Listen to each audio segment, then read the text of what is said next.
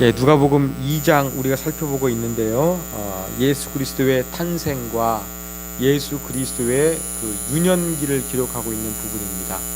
그래서 예수님께서 할례 받으신 것까지는 우리가 지난 시간에 살펴보았고, 이제 그 예수님이 태어나서 정결 예식을 행하고 또 속전 의식을 행하고 또 안나와 시므온이 그 예언하게 되는 그러한 내용들, 또 예수님의 어린 시절들, 이러한 내용들을 오늘 우리가 살펴보도록 하겠습니다. 자, 22절 말씀을 보면 모세의 법대로 정결 예식의 날이 찼다 이야기하고 있습니다. 무슨 말이냐? 율법에 의하면요, 여자들은 남자 아이를 낳으면 7일 동안 부정합니다. 그리고 여자 아이를 낳으면 14일 동안 부정합니다. 그럼 7일 지나면 정결해져 가지고 곧바로 그냥 하나님께 나아갈 수 있느냐? 그렇지 않았어요. 7일 동안 부정하고 33일, 즉 40일이 지나서 여자가 이제 정결 예식을 하기 위해서 하나님께 나아갈 수가 있었습니다. 근데 여자는 14일 동안 부정하고 또 66일 후, 즉 80일이 되었을 때에 하나님 앞에 그 정결 예식제에서 나아갈 수가 있었던 것이죠. 바로 오늘은 바로 이 정결 예식, 그 산모가 피를 흘리면서 아이를 낳으니까 여기서부터 부정해졌으니까 이제 하나님으로부터 정결케 되는 그러한 의식을 위해서 예루살렘에 올라갑니다. 자, 그런데 중요한 것은 22절에 아이를 데리고 갔다 그랬습니다. 왜 데려갔을까요? 아이도 부정했을까요? 아닙니다. 산모만 부정했어요. 그런데 아이까지 데려갔다는 것은 이 예수님의 육신의 부모인 그 요셉과 마리아의 신실한 신앙을 보여주고 있는 부분입니다.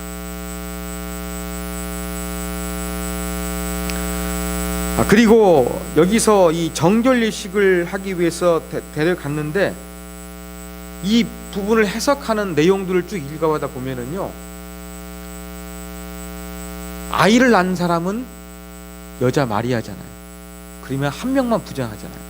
그러면 단수냐 복수냐, 단수를 써야 됩니다. 그런데 이것을 기록할 때에는 명사형이 복수형으로 되어 있어요. 왜 그럴까? 그러니까 성경의 의도는, 누가의 의도는 그겁니다. 비록 아이를 낳은 여자인 마리아만 부족하지만 하나님 앞에서 거룩해지기 위해서 요셉까지도 정결 의식을 행한 것처럼 표현을 행하고 있고, 또 아기 예수까지도 데려가고 있다는 것입니다. 그리고 23절에는 또 한 가지 관습이 기록되어져 있습니다. 주의 율법에 쓴 바 첫 해의 처음 남자마다 주의 거룩한 자라 한 대로 아기를 주께 드리고, 헌화식이라고 요즘에는 표현하지요.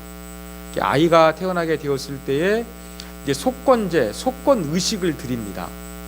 그런데 원래 초태생, 처음 태어난 짐승이나 동물은 다 여호와의 것이에요.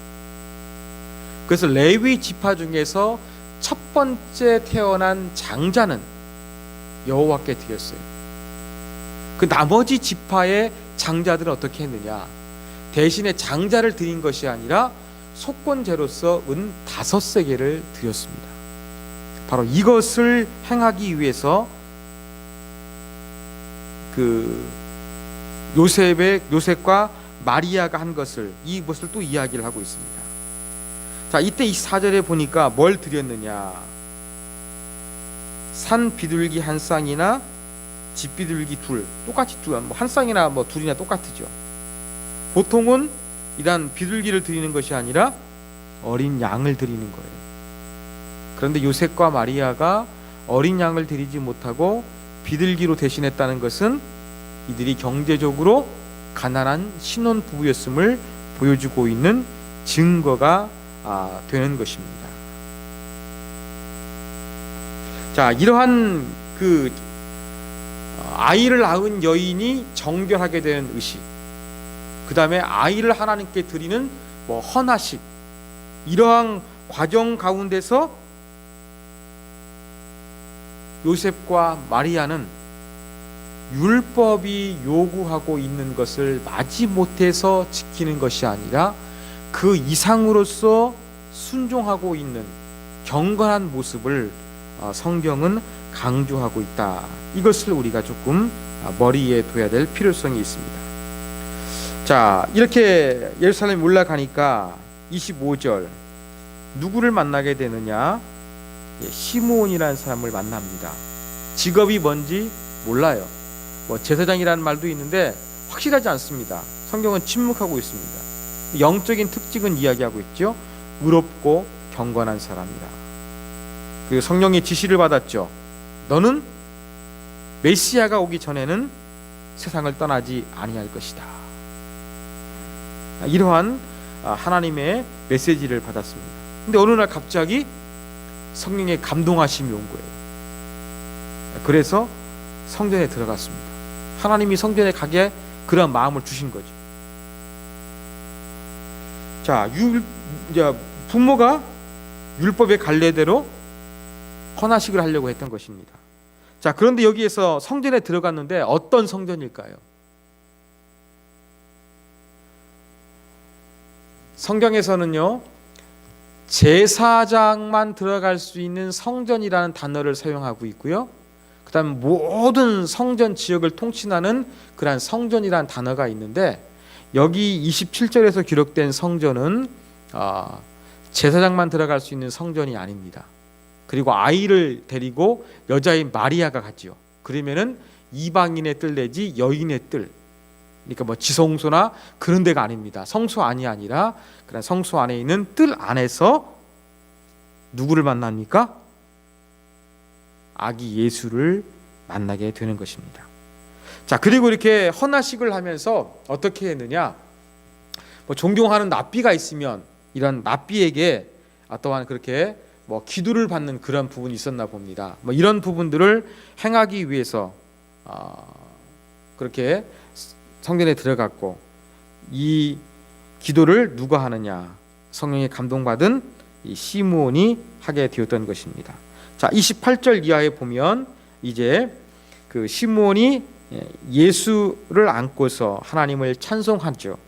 29절부터 32절까지가 그 내용입니다. 먼저 29절 보면 이제 종을 평안히 놓아 주시는도다.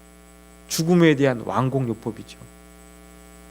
이제는 내가 세상에서의 어떤 사명을 다했다, 그러한 부분들을 이야기하고 자기에게 말씀하셨던 하나님이 그 말씀이 틀림이 없다는 것을 고백하고 있는 것입니다. 그러면서 이 메시아는 어떤 분이냐? 만민 앞에 예비했다. 그리고 이방을 비추는 빛이다. 또 주의 백성 이스라엘의 영광이다. 즉 메시아는 유대인들만 위한 것이 아니라 온 사람을 위한, 모든 사람을 위한 구원자이심을 시므온이 그렇게 찬양하고 있는 것입니다. 이러한 찬양을 듣고서 부모가 놀랍게 여기죠. 자, 시므온이 그들을 축복합니다. 그리고 어머니 마리아에게 말하죠.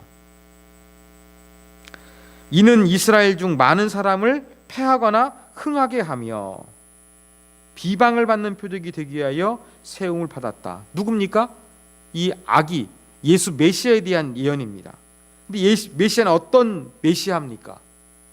그렇게 아까 찬양했던 내용 가운데는 구원을 위해서, 만인의 구원을 위해서 오시는 분이에요. 그렇지만 모든 사람이 예수님을 믿는 건 아닙니다. 그 34절 보면은 그 마리아에게 말한 내용을 보면은 예수님을 믿은 사람은 흥하게 되지만 예수님을 믿지 않는 사람은 패하게 되는 이 부정적인 부분까지도 시므온은 이야기를 하고 있습니다. 비방받는 표적도 그러한 맥락에 사용된 그러한 말입니다. 자, 예수님을 모두가 환영하는 게 아니에요. 예수님을 믿는 사람도 있고 예수님을 배척했던 사람도 있을 것일, 이 시므온이 마리아에게 말을 전해줬죠. 그러면서 35절 칼이 내 마음을 찌르듯 하리라. 여기에서 칼이라고 번역된 이 롬파이아는요, 길고 넓은 양쪽에 칼이 있는 칼을 사용하는 단어입니다. 그러니까 뭐 조그마한 그런 말구에 귀를 뱉던 그 베드로가 칼을 사용했던 그런 칼이 아닌 거예요. 단어가 다릅니다. 아주 길고 큰 양쪽 날이 있는 칼을 가리킵니다. 이런 큰 날로서 가슴을 찌르면 얼마나 아프겠습니까?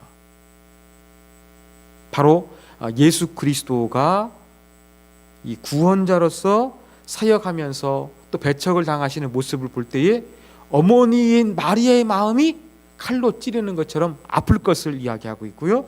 또 한 가지는 예수님의 그러한 사역, 우리를 구원하기 위해서 가셔야 되는 그러한 삶이 이렇게 칼을 찌르는 것처럼 고통이 있는 그러한 십자가의 길이라는 것을 시므온이 마리아에게 이야기를 해주는 내용이 기록되어 있습니다.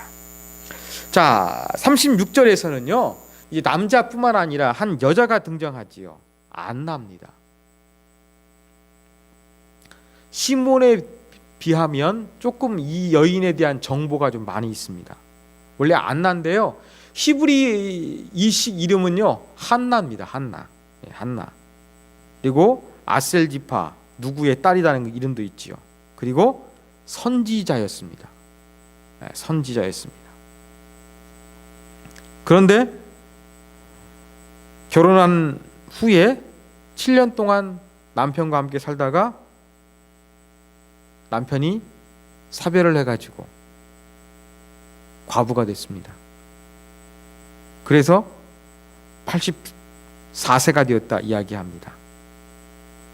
자, 이것을 우리가 조금 논란이 있는데, 과부가 되고 84년이 되었다는 말인지, 아니면은 그 과부가 되고 그 84세까지 지금 살고 있었다는 말인지 두 가지 해석이 존재합니다.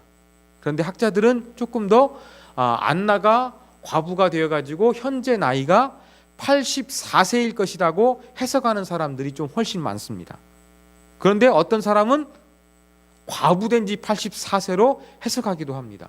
그 100세가 넘어가요. 제가 이제 그 마리아 결혼 연령 말씀드렸죠. 유대의 관습에 의하면 우리나라도 조혼의 풍습이 있었습니다. 그래서 12살 내지 14살 사이에 결혼했어요. 그리고 7년 동안 부부 생활했어요. 그러면 20년 조금 넘습니다. 20년 안팎이에요. 여기다가 84년 동안 과부를 했다 그러면 100살이 훨씬 넘어가요. 이거보다는 아무래도 이렇게 지금 예수 그리스도를 만나게 된 이 시점이 84세가 될 것이다, 그렇게 해석하는 사람이 많은데, 하여간 성경이 말하고자 하는 의도는 무엇이냐? 안나라는 사람은 경건한 사람이라 그렇게 홀로 된 과부가 되었지만 오래 세월 동안 재혼하지 아니하고 신실하게 기도하며 금식하며 성전에 살았다 이야기합니다. 자, 여기 보면 성전을 떠나지 않았다고 그랬는데, 여러분, 여자가 성전에 살 수 있을까요? 지파도 레위 지파도 아니고 아셀 지파인데요. 불가능하죠. 이 표현은 그 안나가 뭐 지금 교회에 뭐 어떤 뭐 이렇게 교회 보면 이렇게 권사님들 주무시는 방들이 좀 다 있잖아요. 뭐 그런 부분들을 이야기하는 게 아니라 성전에 자주 그렇게 와서 기도하고 금식하며 하나님을 경배했다는 그러한 표현입니다.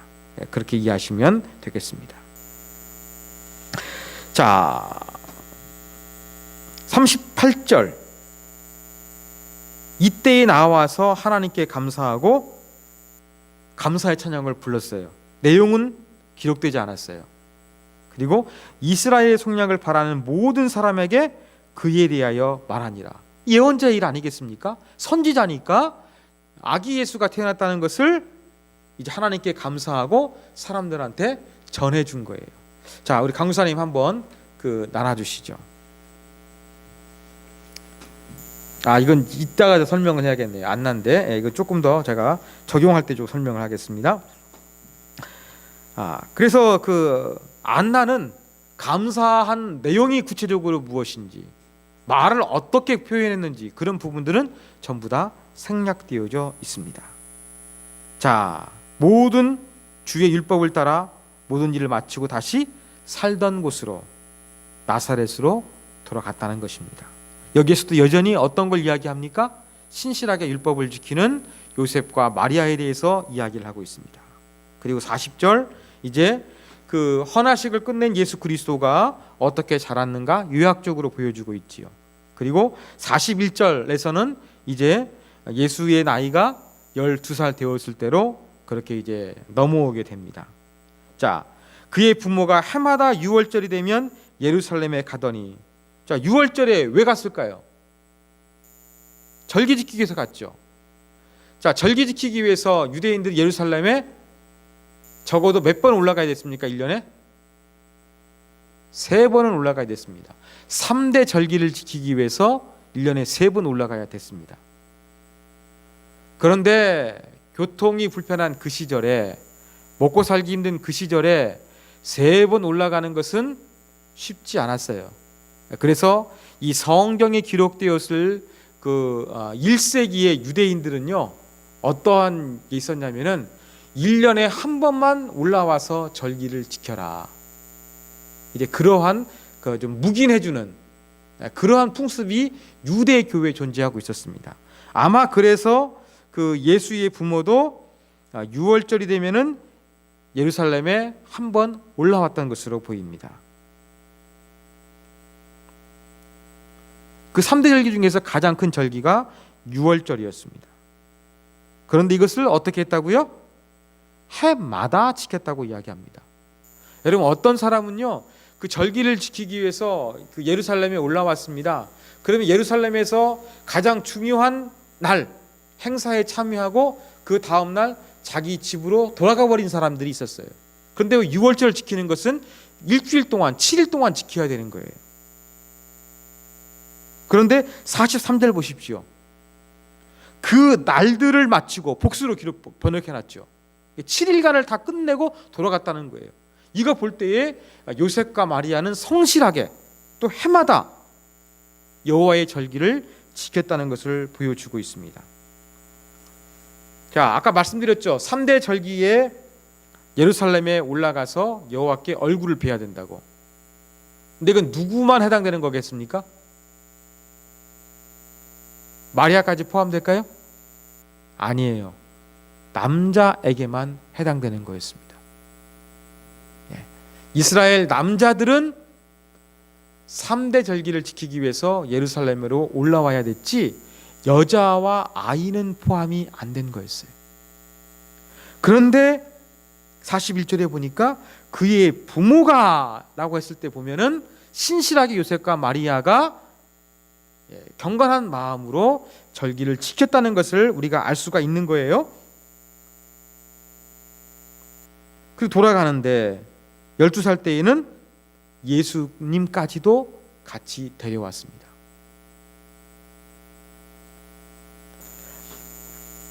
자, 이것을 가지고서 그 유대인들은요, 만 13살이 되면은 성년 의식을 행합니다. 바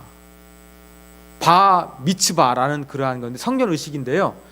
지금까지 이제 어린 자녀들을 신앙으로 교육하지 않습니까? 신앙으로 교육한 거에 대해서 이제는 공개적으로 이제 좀 장년과 함께 신앙생활 해도 된다는 성인으로 공동체에서 인정받는 통과 의식이 있었던 거예요. 이게 바로 13살 때 이루어졌습니다. 그럼 13살 때 이제 그 나름대로 율법에 교육받은 것을 이제는 그 성인들 앞에서 성인이 예배하는 것처럼 그러한 자격을 얻는 그러한 의미가 이 바 미츠바라는 것이 있었습니다. 여자는 바트 미츠바라고 했습니다. 이것을 13세 행했어요. 그전에는 준비를 했겠죠. 이렇게 해석한 사람도 있는데요. 정확히 기록을 따져보니까 이러한 바 미츠바는요, 중세부터 시작된 거예요. 예수님 당시는 없는 거예요.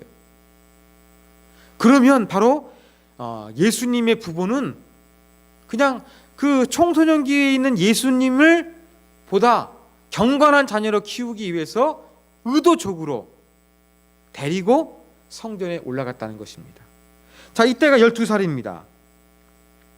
그리고 여기서 예수님에 대해서 표현하는 단어가 바로 무엇입니까? 아이라 그랬죠. 여러분 잘 아는 그 아이라는 그리스어 생각나십니까? 내자. 선교단체 이름도 있죠. 파이디온 있죠. 여기서는 파이다예요. 파이디온보다 더 큰 아이를 파이다라고 했습니다. 예수님이 그래도 이제 10대 청소년, 10대 초반에 청소년이 되었다는 그런 단어가 사용되었습니다. 그래서 유월절을 지키고 경건에 잘 지키고 돌아갔습니다. 길을 가다 보니까 하룻밤 묵으려고 하룻길 가서 이 잠잘 때 예수를 찾으니까 예수가 없는 거예요. 깜짝 놀랐습니다. 아니 어떻게 이런 일이 벌어질까요? 어떻게 그 경건한 부모가 어떻게 자녀가 없어지는지 모를 수 있을까요? 이것은 우리가 그 당시 좀 문화적인 배경을 이해할 필요성이 있습니다. 자, 나사렛에서부터 예루살렘까지는 약 130km가 됩니다. 그러면 3일 내지 4일 정도 여행을 해야 됩니다. 그런데 나사렛에서 예루살렘에 가는 길 보면 우리 선한 사마리아 비유에서 강도를 만난 것처럼 이 예루살렘에 올라가고 내려가는 길 가다 보면 이 강도들이 숨어 있었어요. 그러면 마리아, 요셉, 예수 강도들 당해내겠습니까? 못 당해내죠. 이 절기를 지키기 위해서는 어떻게 했느냐? 가족 단위로 이동한 것이 아니라 대가족으로 마을 전체 내지 아니면 친척들과 함께 큰 집단을 이루어서 이동을 했습니다. 그런데 이동할 때에도 그냥 가족 단위로 이렇게 A 가족, B 가족, C 가족 이렇게 간 것이 아니라 조금 보호하기 위해서 구분을 했습니다. 맨 앞에는 주로 여자들과 아이들을 가게 하고 그 뒤에 그 남자들이 뒤에서 지켜보면서 여행을 했던 거지요. 그렇다고 한다 그러면 예수님과 요셉은 떨어져 있을 가능성이 높습니다. 또 대가족으로 이동하니까 예수님과 마리아는 같이 있을 가능성이 있지만 어쩌면 같은 또래의 친구들이나 친척들과 함께 있을 가능성이 훨씬 높습니다. 그래서 이렇게 친구들이나 친척들이나 이웃들과 이렇게 어울려져 가가지고 잘 가고 있거니 이렇게 생각을 해가지고 잠을 자려고 보니까 예수님이 없는 거예요. 어떻게 했습니까? 다시 되돌아갔죠. 하룻길 왔으니까 다시 가는데 하룻길 아마 그 다음날 도착해가지고 3일째 되는 날 성전에서 예수님을 발견하게 됩니다. 자, 성전에 가보니까 예수님 뭐하고 계셨습니까? 랍비들 함께 대화식으로 그렇게 성경에 대해서 문답하면서 교육이 이루어졌는데 예수님이 여기에 참여하고 계신 거였어요. 가르치시는 안 했습니다. 질문하고 답하고. 그런데 12살짜리 소년이 이 율법에 대해서 답하는 것이 깊이가 보통이 아니거든요. 사람들이 놀라울 정도로 깜짝 놀랐다는 것을 강조하고 있는 것입니다.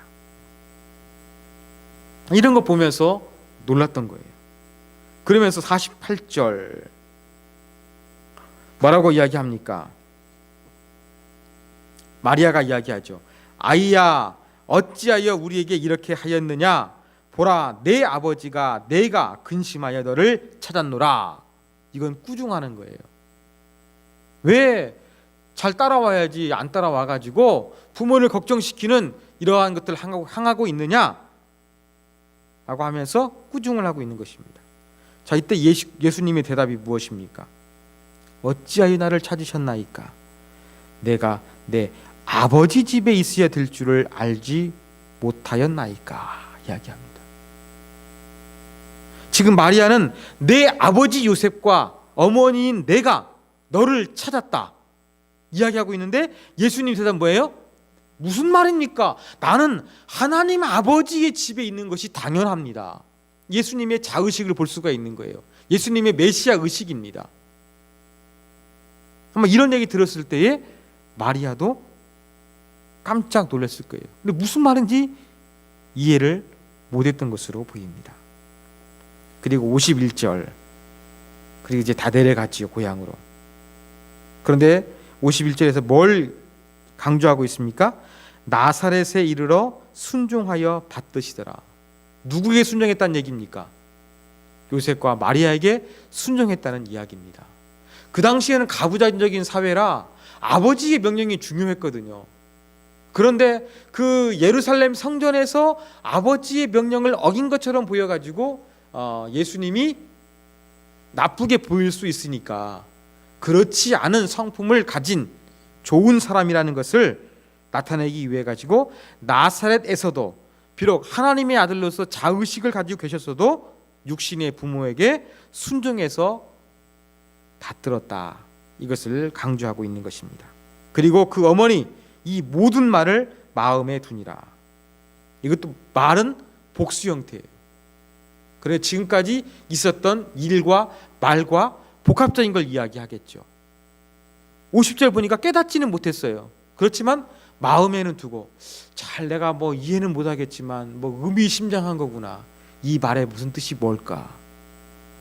뭐 내가 예수를 성령의 능력으로 잉태했는데 어떤 특별한 일이 있는데 뭔가 관련된 것이 아닐까. 아마 이러한 정도 추정해서 마음속에 두고 있다는 그러한 표현인 것 같습니다. 그리고 52절 다시 한번 40절처럼 예수님에 대해서 이야기하고 있지요. 예수님의 성장 과정을 이야기합니다. 여러분 세례 요한이 성장 과정은 한 번만 나와요. 그렇지만 예수님은 세례 요한보다 더 위대하기 때문에 40절 52절 두 번 언급되고 있습니다. 그러면서 키가 자라고 지혜가 자라고 하나님과 사람들에게 사랑스러워 갔다는 이러한 예수님의 아름다운 성장하는 모습 유년기의 내용을 기록하는 것으로서 누가복음 2장이 끝이 나고 있습니다. 자, 이런 내용을 통해서 우리가 배울 수 있는 영적인 교훈 몇 가지를 우리가 살펴보도록 하겠습니다. 첫 번째 교훈입니다. 오늘 말씀은요, 특별히 요셉과 마리아는요, 저와 여러분들에게 나는 과연 믿음으로 살려고 하는 어떠한 흔적을 가지고 있는가, 이걸 살펴보게 하는 도전을 줍니다. 여러분, 제가 설명드렸습니다만 이 누가복음 2장에 기록된 요셉과 마리아는 경건한 신앙의 소유자였어요. 율법을 지계적으로 지키는 것이 아니라 그 이상으로서 성실하게 지키려고 했던 거예요. 가난했습니다. 그렇지요? 그렇지만 다 정결의식, 그 다음에 헌화식 다 행하고 있어요. 이거 행할 때 아예 안 데려가도 돼요. 갓난아기 예수 데려갔습니다. 6월절 지킬 때 마리아 안 가도 돼요. 함께 갔습니다. 해마다 따라갔습니다. 그리고 12살 때 예수님을 데리고 갔습니다. 이런 것들을 볼 때에 비록 경제적으로는 조금 넉넉하지는 못했지만 기회가 되면 최선을 다해서 하나님의 말씀, 율법이 명령하고 있는 것들을 잘 지키려고 노력했던 이 요셉과 마리아의 모습이, 그 흔적들이 오늘 본문 가운데 곳곳에 나타나 있습니다. 이게 바로 경건한 신앙인의 모습이에요. 사랑하는 여러분, 여러분의 삶을 한번 뒤척이다 보면 요셉과 마리아처럼 하나님의 말씀을 잘 지키려고 노력하고 있는 그 흔적이 과연 여러분에게도 있는가, 나에게도 있는가, 한번 우리가 생각해 봤으면 좋겠습니다. 오늘 보십시오. 그저 율법이 명령하고 있는 딱 그 수준, 어쩌면 의무가 없이 나오는 그 수준, 그 수준으로 절기를 지키고 예식을 행한 것이 아니라 그 필요 이상으로서 넉넉하게 자원하는 마음으로, 기쁜 마음으로, 하나님을 경외하는 마음으로 행했던 요셉과 마리아의 흔적이 본문 가운데 있는데, 사랑하는 여러분, 여러분도 이렇게 자발적으로, 능동적으로 자원하는 마음으로 하나님을 섬기고 있습니까? 하나님을 예비하고 있습니까? 여러분, 정말 우리의 신앙이 좋다는 것은 요셉과 마리아 같아야 될 것 같습니다. 겉으로 드러나지 않지만 그의 삶을 조금 들여다보면 이 사람이 정말로 믿음으로 사네? 야, 정말로 열심히로 믿음으로 하려고 노력하는구나. 이러한 흔적들이 나오는 그러한 사람이 되어야 되겠습니다. 요셉과 마리아는요, 오늘 본문에서 그러한 흔적들을 여러 군데서 보여주고 있는 거예요. 우리에게도 이러한 자가 되었으면 좋겠습니다. 형식적으로, 의무감으로 뭔가 하나님께 행하는 것이 아니라 그 이상으로서 자발적으로, 기쁨으로 하나님께 충성하고 하나님께 영광 돌리기 위해서 노력하는 그 흔적을 저와 여러분이 일상의 삶 가운데 만들어 가야 한다는 도전을 오늘 본문이 던져주고 있습니다. 자, 두 번째 교훈입니다. 자, 이제 그림을 보시면 됩니다. 두 번째 교훈은요, 시므온과 안나처럼 생애 마지막까지 충성스럽게 사명을 감당하는 사람이 되자. 이러한 교훈을 저와 여러분이 가슴에 새겼으면 좋겠습니다. 시므온, 직업은 모르지만 의롭고 경건한 자로서 이스라엘의 위로, 이스라엘의 회복, 하나님의 나라, 메시아의 오심, 로마로부터 이 나라가 해방되는 것, 이러한 부분들을 기다렸어요. 이러한 부분들 얼마나 간절함으로 기다렸겠습니까? 이것만 가슴에 품고 살았던 거예요. 그래서 첫 번째 찬양하는 게 무엇입니까? 이제 종을 평안히 놓아주시는도다. 마지막까지 그 사명을 잃지 않고서 이 시므온이 살았음을 알 수가 있습니다. 안나도 마찬가지입니다.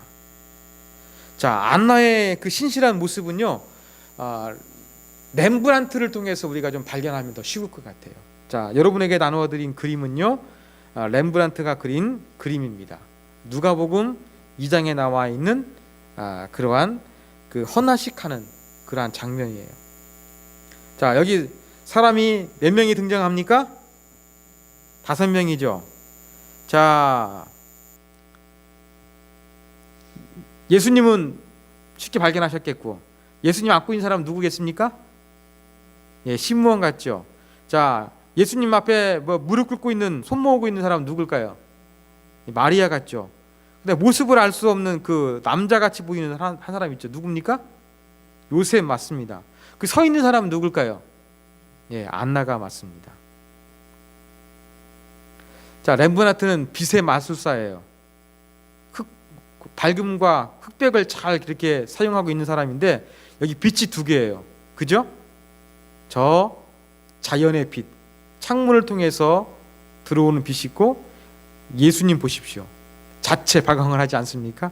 더 강하게. 예, 예수님이 정말로 구원자로 오셨으니까 그런 부분들을 이런 식으로 렘브란트가 표현하고 있는 것입니다. 자, 안나가 어떻게 하고 있습니까? 서 있어요. 손을 얹고 있는 거 뭐 하겠습니까? 기도하는 거나 축복하는 거예요. 성령의 감동하심이란 표현은 시몬에게 있지만, 렘브란트는 더 강력하게 다가왔던 사람은 누구였느냐? 안나였어요. 그래서 시몬은 아기를 안고 있고, 여자인 안나가 손을 들고서 축복하고 있는 그런 내용이 기록되어 있습니다. 여기서 한 가지 더 자세히 볼 게 바로 안나의 눈이에요. 어떻습니까? 좀 이상하죠? 예, 렘브란트는요, 안나의 눈을요, 맹인으로 그렸습니다. 앞을 보지 못하는 사람이었지만, 또 성경의 본문 가운데서는 그 시므온처럼 어떤 성령의 감동하심과 지시가 없었거든요. 그렇지만 84년 동안 그 60년 내지 80년 동안 성전에 거하면서 기도하면서 금식하면서 오직 하나님을 바라보는 경건한 삶을 통해서 눈이 멀었어도 시므온보다 아기 예수를 축복할 수 있는 그 하나님의 사람으로서, 영적인 사람으로서 안나를 렘브란트가 묘사하고 있다는 것입니다. 비록 렘브란트가 묵상한 안나는 앞을 보지 못하는 사람이었지만, 그 예루살렘 성전에 와서 헌화식을 거행하는 아이 중에서 메시아가 있다는 것을 알고 있었던, 끼어있는 사람이라는 것을 렘브란트가 묵상하고, 이러한 안나의 모습을 그림으로 멋지게 신앙적으로 표현했다는 것이 여러분 앞에 놓여져 있는 그림이 보여주고 있습니다. 여러분, 84세의 할머니 안나, 그 예수가 탄생할 것을 바라보면서 하루하루 살아갔던 시므온, 생각해 보십시오. 사명을 위해서 생애 마지막까지 최선을 다했던, 경건했던, 그것에 모든 것을 바쳤던 그러한 사람이었습니다. 우리는 마리아와 요셉처럼 믿음으로 살려는 흔적만 가질 것이 아니라 우리 생애 끝날까지 시므온과 안나처럼 아름답게 귀한 사명을 잘 감당할 수 있는, 렘브란트의 묵상에 의하면 안나는 맹인이었지만 그 사역을 감당했던 것처럼 우리도 생애 마지막까지 하나님의 사역을 잘 감당할 수 있는 사람으로서 우리가 깨어 있어야 한다는 도전과 교훈을 던져주고 있다는 것입니다. 자, 마지막 세 번째 교훈입니다. 세 번째 교훈은요, 진정한 신앙은요, 관계를 소중히 여긴다는 것입니다.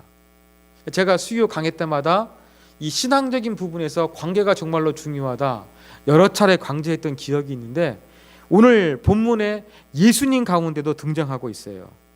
자, 12살 때 가족들이 유월절 지키고 돌아가는데 예수님은 안 돌아갔습니다. 랍비들하고 토론식 대화를 하고 있었죠. 그때 자기를 찾아온 그 마리아와 요셉을 향해서 아버지라고 한 것이 아니라 내가 하나님 아버지 집에 있을 줄 모르셨나이까 라는 자의식이 있었어요. 그럼 예수님께서 메시아로서 자의식이 있으면 육신의 부모를 무시했겠네? 이런 생각이 가능하잖아요. 그렇지만 성경 51절에 보면은 예수께서 함께 내려가사 나사렛에 이르러 순종하여 받드시더라 그랬습니다. 비록 메시아로서의 자의식이 있었고 또 랍비들에게 깜짝 놀랄 만한 성경 지식이 있지만 예수님은 교만하지 않았어요. 하나님 아버지를 알았다 그래가지고 하나님 아버지만 섬기는 것이 아니라 육신의 부모님께도 순종할 수 있는 그런 사람이었습니다. 또 52절, 하나님과 사람에게 더욱더 사랑스러워 가시니라. 그 예수님의 모습은 어떻다는 것입니까? 하나님 말씀과 뜻을 이루기 위해서 이 땅에서 최선을 다하셨어요. 또 그 사람들을 구원하기 위해서 죄인들과 친구가 되시고 낮은 곳으로 내려가셨어요. 뿐만 아닙니다. 만나는 사람에게 사랑을 받고 육신의 부모님도 무시하지 않고 잘 공경했던 좋은 관계를 보여주고 있습니다. 그래서 예수님의 모습 가운데도 신앙의 본질 가운데 관계는 중요하다는 거 다시 한번 발견하게 됩니다. 그러므로 진정한 신앙은요, 나와 하나님과의 관계뿐만 아니라 바로 다른 사람들과의 관계도 아주 소중히 여겨야 된다는 것을 예수님이 친히 보여주고 있다는 것을 저와 여러분이 기억하면서 우리의 신앙이 있다고 한다 그러면 우리의 이웃들, 우리 교회 식구들, 또 원수처럼 여겨지는 그러한 사람들, 이런 모든 사람까지 잘 지낼 수 있고 사랑할 수 있는 마음을 우리가 놓치지 말아야 되겠습니다. 이것이 바로 세 번째 교훈입니다. 자, 같이 오늘 우리에게 주신 교훈을 가지고 기도하도록 하겠습니다. 하나님께서 누가복음 2장 22절로 52절까지의 말씀을 통해 주셨던 교훈을 붙잡고 다시 한번 우리 하나님 앞에 주여, 성경에서 우리가 어떤 사람이 되어야 될까 배웠사오니 하나님, 우리의 신앙, 아름다운 신앙, 성경에서 도전받은 대로 삶 속에서 만들어가는 그러한 신앙인이 되게 하여 주옵소서. 간절한 마음으로 기도하겠습니다.